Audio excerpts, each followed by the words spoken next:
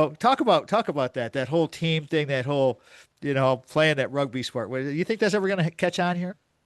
Yeah, so it's actually a great question. It's actually quite controversial right now.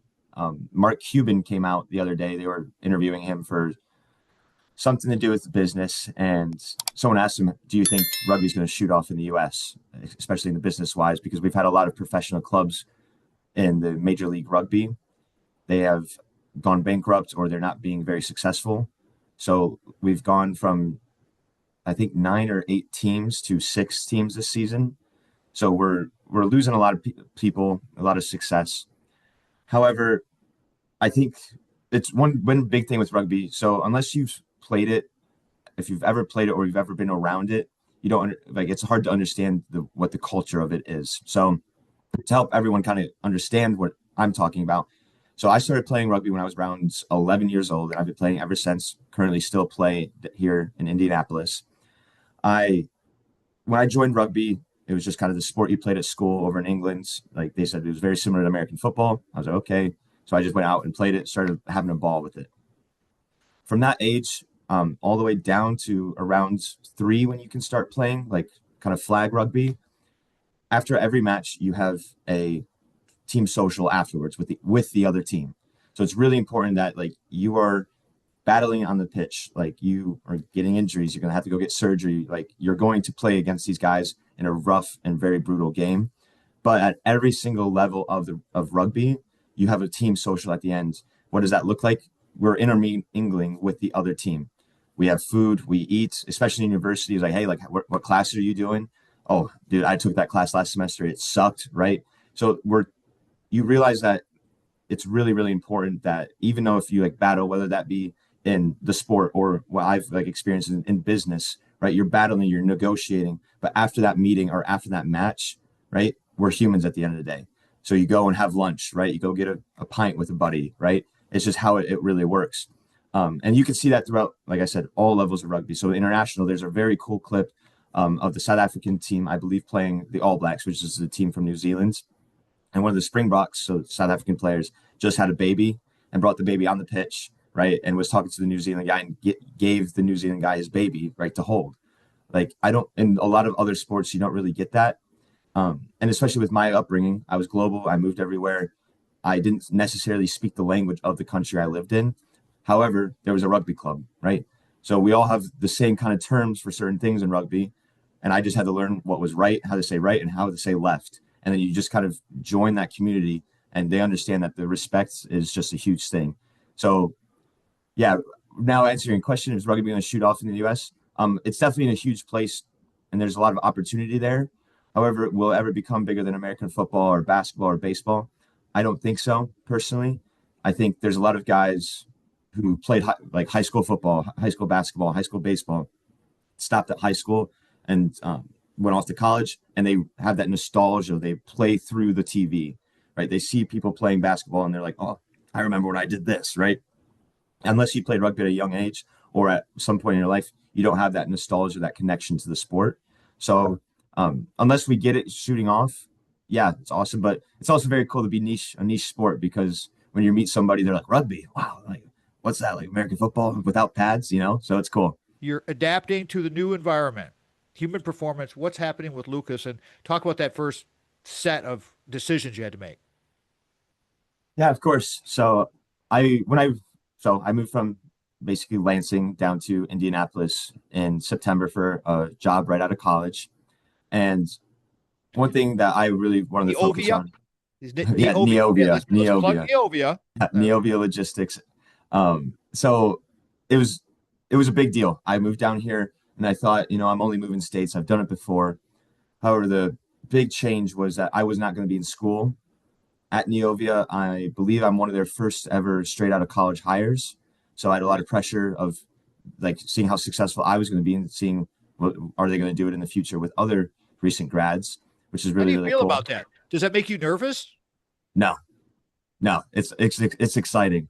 I really, when I got told that, I was like, let's go prove something, right? Let's go prove something to myself. Let's go get this out, right? That's my So, boy right there. That's yeah, what I'm right, talking about.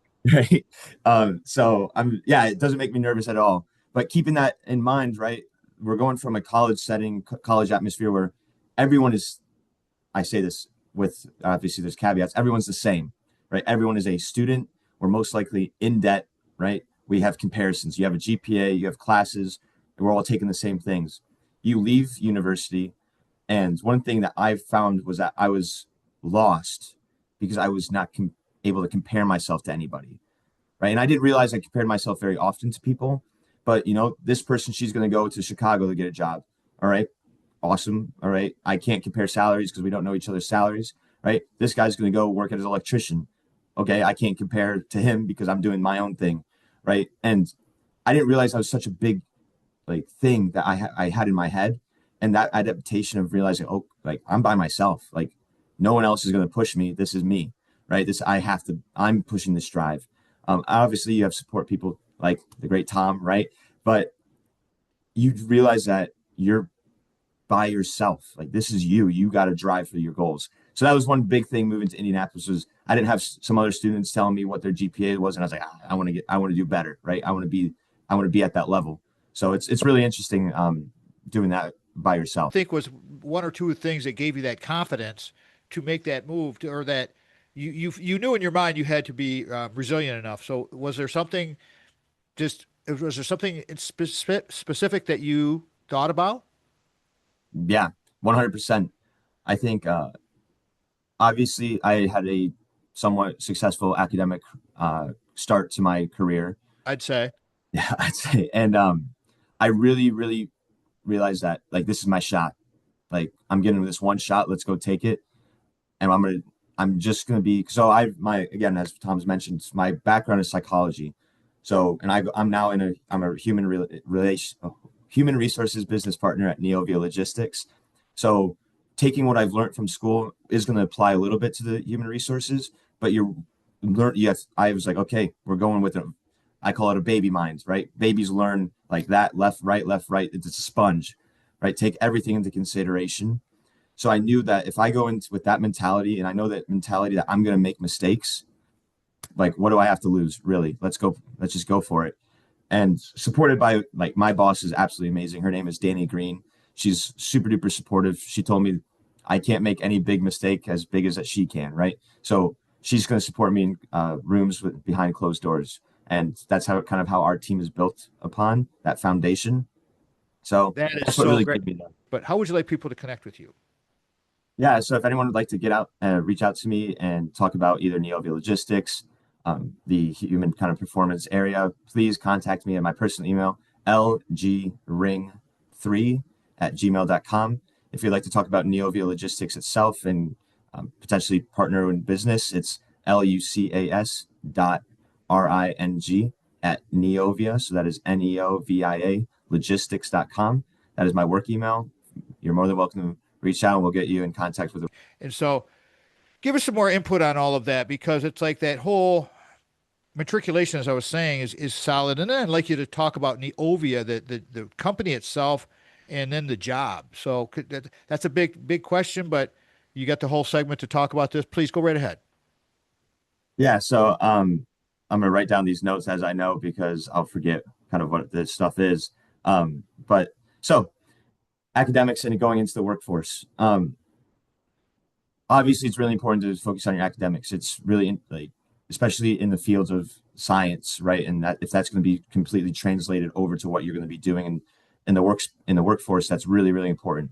With the social sciences, so with psychology, it's really important that you learn obviously what you need to learn in class, but also understand how people start to think, how there's patterns, behavioral patterns, and outcomes.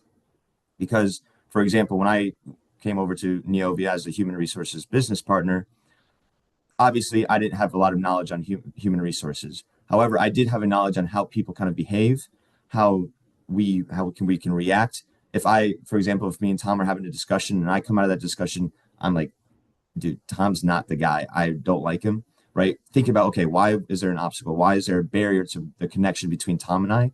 Let's address that. Let's figure it out because I'm assuming Tom's probably feeling the same way about me. And to be successful and efficient, that ain't going to work, right? So understanding that what you learn in school is very important and can translate over, but a lot of the time it might not. And you're going to, again, we're going back to this sponge baby mind, right? We want to absorb, right? Because what you learn in a textbook is very different to what you're going to learn in person.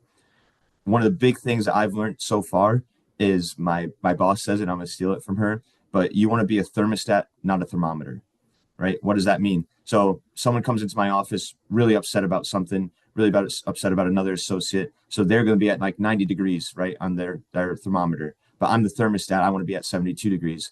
How do I get him to be down to 72 degrees? How do we manage energy, right? Because if someone's really high on energy and I'm like at my 72 degrees, that conversation is not going to work. If we can get him to level out to where I am, it slows down the process. It brings up the really important things. It's not just rambling, right? It is specific information that you can use eventually then to convert to an actual solution. Same with someone who's at 50 degrees, right? You want to bring them back up to 72. We got to bring something out of them. We have to bring the proficiency out of them, the efficiency, right? So that's one thing that I could not have really learned in academics that is really, really important that I'm currently working on, right? Definitely not an expert in it yet, but asking these questions that brings that energy back to a kind of medium. You need to absorb all of this. I like that whole vibe that you're talking about with Neovia. What does Neovia do? Yep. So Neovia Logistics is a third-party logistics company. What does that mean? Basically, we have clients who we have contracts with. We do all their warehousing for them. To put it in very basic terms, we get the client sends us their product, right? So we inbound it, so we receive it, we put it away, we inventory it, and then when their clients or vendors want to sell it or use it, we then we pick it, and then we send it outbound to wherever it needs to be. So that's kind of like the bare, like raw, basic form of what it is. What does Neovia do? It creates opportunities for people that really want the opportunities to shine, right?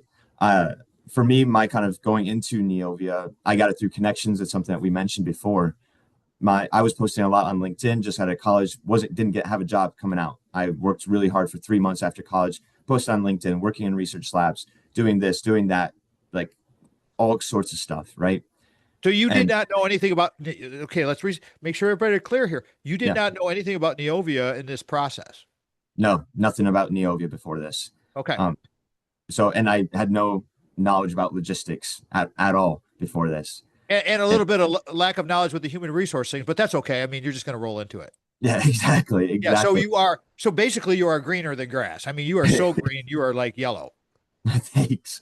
And I mean, I get that green from Michigan State, so go green, There you baby. go. There you Um, go. but no, I've got through connection. Someone liked it. One of my posts who went to someone else, who went someone else, went to someone else. They reached out to me. He's like, "Hey, you want to interview with the CHRO and the CEO of this company? Yeah, let's do it." So I got it face to face with our CHRO, who's Michael Foss. He's an amazing guy, and then our CEO, Mike Fahy. Now, this is where I love life because things just come around in circles. Mike Fahy, we get on a Zoom interview of my team's interview call. We're chatting, and he sees that I play rugby, and he's an Irish guy and absolutely loves rugby. So we get to talk about rugby. We have these connections, like talking about this, and then eventually it actually came to fruition. I got a interview with my current boss, and yeah, from then on, we just kind of went with the flow. Had me move down to Indianapolis a month later, and we're thriving right now. Give me a minute takeaway on that one. Yeah, I think especially when you're coming out of college, like I definitely had a little bit of arrogance, right? I was like, okay, like I just got a 4.0, like let's go, like come on, like where are these offers, right? But in reality, anyone can apply to 1,000 jobs on LinkedIn or Indeed, right? Anyone can tune their resume to make it just perfect, right? But in reality, as Neovia really is overall, which we'll probably get into, is it's a human based thing, right? You have to reach out to people. They're gonna see you, not a resume, right? And when I talked to Mike Fahy, we talked about rugby. Like we've talked about logistics a little bit and like who I am, but rugby was the focus. And that connection, I think, really, really supported my application. So I think, yeah, connections is the biggest thing that are and really reaching out to people because again, anyone can submit 1,000 applications. Lucas's system. He has a system, his own system of how that you can make this successful between his nutrition and his exercise and work because He's a recent college grad. How did he do it? But let's finish the thread on the human based thing with Neovia, and then we'll roll into the system, and because the system feeds your success. Go ahead. Yeah, 100%. So when I got out of college, and got into Neovia, one of the biggest things, which kind of comes along with my background, is I really want a work-life balance. I really want that opportunity to have that work-life balance. Again, I shout out to my boss, Annie Green. She really supports that. So when I first started going into Neovia, I'd go into the office, I'd work out. I'd usually run a mile in the morning. I'd get up, just go to the treadmill that's near my apartment. I'd run and I'd go get ready, go to work. And then when I get home from work, I would usually, well, first at work, you eat a good lunch, right? A lot of guys will order DoorDash or they'll go out, get a sandwich or a pizza, right? And that doesn't work for me because I know that the fuel I'm having during the day, it needs to be something supportive, energetic, because I know if I have a big greasy meal at lunch, I'm probably not going to be very efficient for the rest of the day. Mm, And one of the things I talk about is what you just mentioned, where people can sabotage their own lives by buying coffees and lunches. Those two things together in the work can add up to such a huge, significant, not only the calories, but I'm talking yeah. about the financial side of it. Can you talk about that for just a moment, please? 100%. One of my big things here in Indianapolis, I don't eat out very often. I love to cook. That helps a lot. But especially on the financial side, right? Like I pay $100 for groceries a week because I want the high quality food that I'm going to get. And I might pay $15 for a meal, right? Like that's like 15% of what my groceries would be for a whole week in just one meal. And if you take 3 meals a day with 7 days, right? That's 21 meals. You're kind of down on it already. So it's really the financial side really important. And then also feeling like I never feel really good after I have like a a Chipotle meal, right? This is not who I am. But obviously there's times where you're like, I crave Chipotle right now. Like let's go get Chipotle. But otherwise, like you can make the Chipotle bowl at your own time, right? You can make with the corn and beans and everything like that. How are you doing with your savings? Are you saving money? Yeah. So right now I'm keeping a budget. During college. Really tried, but right now I'm really keeping a budget, keeping it tight. I I don't spend a lot of money like on the very material things. This is not who I am. So yeah, I'm saving quite a bit of money. I've got with Neovia, we have a nice benefit with the 401k. So I've got 10% of that going away into the 401k right currently, and I'm fluctuating it, trying to figure out what's the right number, as well as my own personal savings to save up for trips, emergency money, all this stuff. And big shout out if you are in college at some point or right now you're in college, definitely go ahead and try to take a personal finance class. I at Michigan State, I had to do it for a minor, didn't think much of it, but now I'm using it. I'm investing in stocks, I'm investing in all sorts of portfolios, right? And I learned it from two classes, but one of them was a really big influence on that. So understanding how that works, because at the end of the day, yeah, it is boring to talk. It can be very boring to talk about, right? For like, I have no interest really in it, but I know it's very, very important. So if people are telling me, let's do this, we got to go do this. So With people like Lucas Ring in our world, I mean, I know I say this a lot with the students, but these young people are so incredibly amazing. I just can't say enough about it. I mean, Carson White, Lucas Ring, Dallas. I mean, all of these. I could name 10 students right now that I just admire totally that I know are going to do well in life. But we got to give them a shot. We got to give them some help. We got to give them a little boost. Even Lucas said he's a 4.0, a little bit of humble pie on his part, but he appreciates the lift, given the boost. So felt good. Thank you so much, everybody, for paying attention, listening, watching, subscribing. Give us a comment on YouTube or TikTok or wherever, whatever floats your boat. We're trying to cover a lot of bases. Again, until next time, peace out, everybody. I'm Tom Matt, and this has been the Tom Matt Show. We'll talk to you soon. Love y'all. Have a great day. We're out.